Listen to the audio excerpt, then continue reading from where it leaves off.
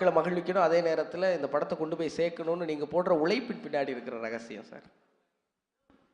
ரகசியம் ஒன்றும் இல்லைங்க. நம்ம பாடல்கள் எல்லாம் இன்னும் நல்ல பேர் சம்பாதிக்கணும்னு அப்படி ஒரு ஆசையோடு இருக்காங்க. அவர் இப்போ என்ன சொன்னாலும் கேட்பாங்க.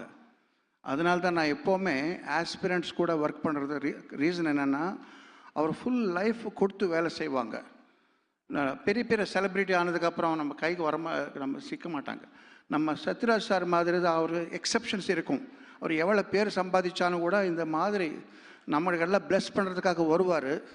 ஸோ இந்த எக்ஸப்ஷன், தேங்க்யூ சார், இந்த எக்ஸப்ஷன்ஸ் இந்த மாதிரி விட்டுட்டா செலிப்ரிட்டிஸ் கூட கொஞ்சம் ப்ராப்ளம் இருக்கும். அவர் எல்லா இடத்துக்கு வரமாட்டார் ஈஸியாக.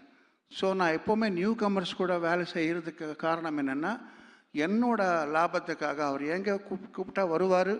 இந்த மாதிரி ஈவெண்ட்ஸ் வரும்போது அவர் ஒரிஜினல் சாங் எப்படி இன்ட்ரெஸ்டோட பாடினாங்களோ அதே மாதிரி பாடுவார். அதுக்காக தான் நான் அவனை என்கரேஜ் பண்ணிகிட்டு இருப்பேன். இதில் நம்ம குரு பாலச்சந்திர சார் தான். இப்போ நீங்கள் சொன்னீங்க மரகதமணி கீரவாணின்னு சொல்கிறீங்க. அப்போ எல்லாம் இன்டர்நெட் கிடையாது. சார் சொன்னாங்க, பாலச்சந்திர சார், மரகதமணி கீரவாணி தான் உன்னை பேர், இதில் மரகதமணி தமிழ் மாதிரி சவுண்டிங் இருக்குது, ஸோ அது வச்சுக்கலாம், கீரவாணி மறந்துடுன்னு சொன்னாங்க. அவர் சொன்னார், நான் பண்ணிட்டேன். அப்போ எல்லாம் இன்டர்நெட் இல்லை. இப்போ இன்டர்நெட்டு ரொம்ப பிரமாதமாக வந்திருக்கு. அவர் தான் இவர் தான் அவருன்னு எல்லாருக்கும் தெரியும். ஸோ இப்போ அந்த கன்ஃபியூஷனே இல்லை. பட் எது இருந்தாலும் அந்த பேரை வச்சு என்னை ரொம்ப என்கரேஜ் பண்ணுறதுக்கு Balachandra sir forever he'll be in my heart. இன்னொரு விஷயம், ரொம்ப நாள் முன்னாடி 28 இயர்ஸ் முன்னாடி ஏபி முரளியன் ஒருத்தர் இருக்கார். அவர் ஒரு ஸ்டூடியோ வச்சுருக்கார் சென்னையில். அந்த ஸ்டூடியோவில் கொண்டாட்டம் என்ற படத்துக்காக கேஎஸ் ரவிக்குமார் சார் ரெக்கார்டிங் நடக்கிறது. அவர் வந்தார். கேஎஸ் ரவிக்குமார் வந்துட்டு ஏதோ ஒரு டாபிக் வந்தது, இந்த சவுண்ட் நல்லா வரலையா, அந்த சவுண்ட் நல்லா வரல, ஒரு டாபிக் வந்தது. அப்போது மிக்சிங் அண்ட் மாஸ்டரிங் பற்றி ஒரு டாபிக் வந்தது.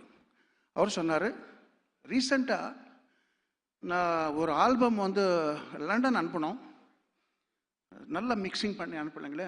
ஏன்னா லண்டன் என்ன பெரிய பேர் தானே. நான் நிறைய பேர் லண்டன், கனடா, இங்கெல்லாம் யூஎஸ்க்கு போய் மிக்சிங் அண்ட் மாஸ்டரிங் பண்ணுவாங்க. நம்ம ஊரில் ரெக்கார்ட் பண்ணுவார் சென்னையில், அங்கே மிக்சிங் பண்ணுவார்.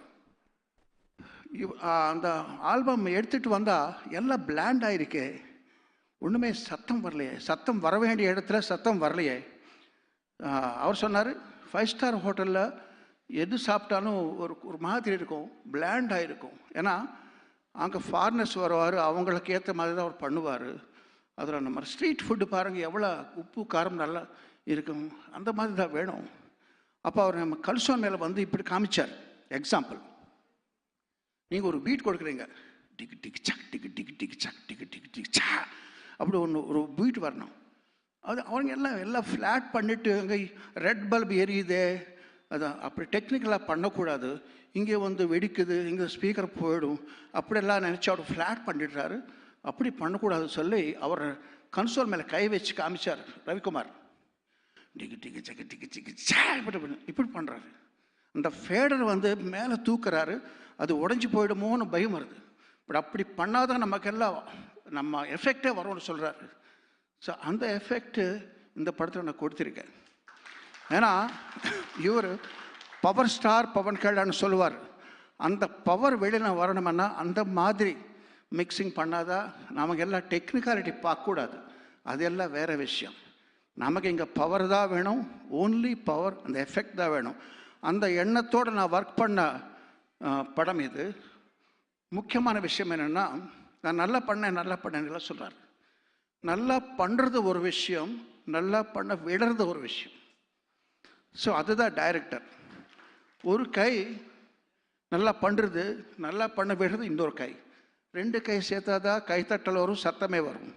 ஜோதி, thank you for allowing me to do whatever I wanted to do. So இந்த படம் நல்லா சக்ஸஸ் ஆகி நம்ம ரத்னம் சாருக்கு நல்ல பேர், நம்ம பணம் கூட எடுத்துகிட்டு வரணும்னு நான் ஆசைப்படுறேன். எல்லாருக்கும் வணக்கம், நன்றி. Thank you sir. இந்த படத்தை